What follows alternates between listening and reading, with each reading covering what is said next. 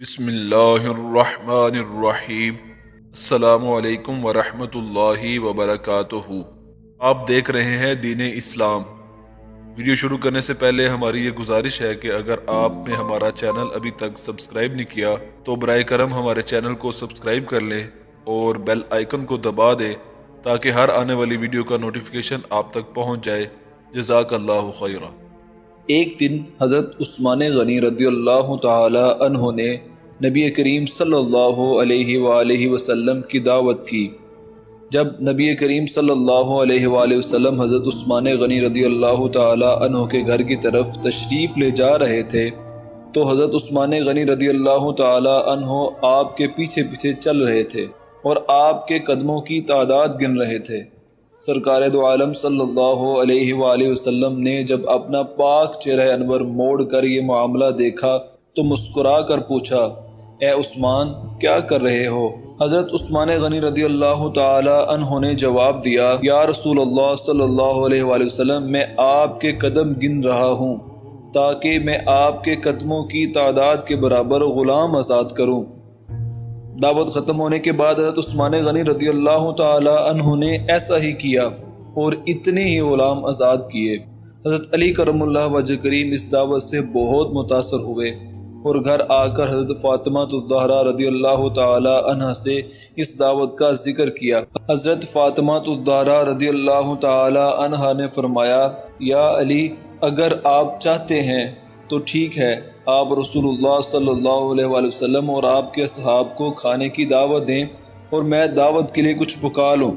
حضرت علی رضی اللہ تعالی عنہ کے جانے کے بعد حضرت فاطمہ الزہرا رضی اللہ تعالی عنہ نے وضو کیا اور اللہ تعالیٰ کے حضور سر بسجود ہو گئیں اور دعا مانگنے لگی، اے اللہ، تیری بندی فاطمہ رضی اللہ تعالی عنہ نے تیرے حبیب محمد صلی اللہ علیہ وآلہ وسلم اور ان کے اصحاب کی دعوت کی ہے، تیری بندی کا صرف اور صرف تجھ پر ہی بھروسہ ہے، لہٰذا اے میرے مالک و خالق، آج تو فاطمہ رضی اللہ تعالی عنہ کی لاج رکھ لے اور اس دعوت کے لیے کھانوں کا انتظام عالم غیب سے فرما دے۔ سیدہ رضی اللہ تعالی عنہ نے یہ دعا مانگ کے ہانڈیوں کو چولہوں پر رکھ دیا۔ اللہ کے فضل و کرم سے تمام ہانڈیاں رنگ برنگ کے کھانوں سے بھری پڑی تھی۔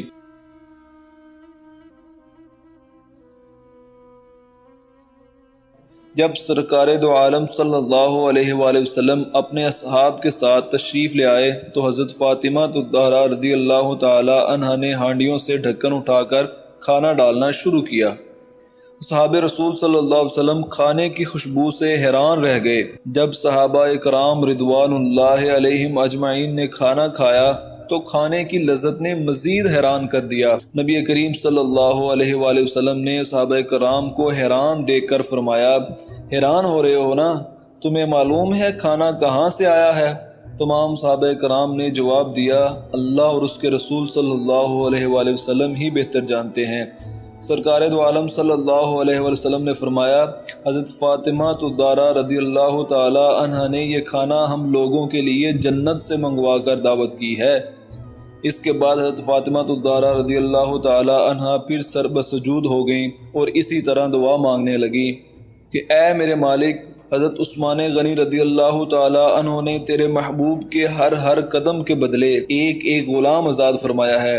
فاطمہ رضی اللہ تعالی عنہ کے پاس اتنی استطاعت نہیں کہ وہ غلام آزاد کرے۔ اے میرے رب، تو نے پہلے بھی میری لاج رکھی اور جنت سے کھانا بیچ دیا، اب تیرے محبوب صلی اللہ علیہ وآلہ وسلم جتنے قدم چل کر میرے گھر آئے اتنے ہی سرکار دو عالم کے امتی جہنم کی آگ سے آزاد فرما دے۔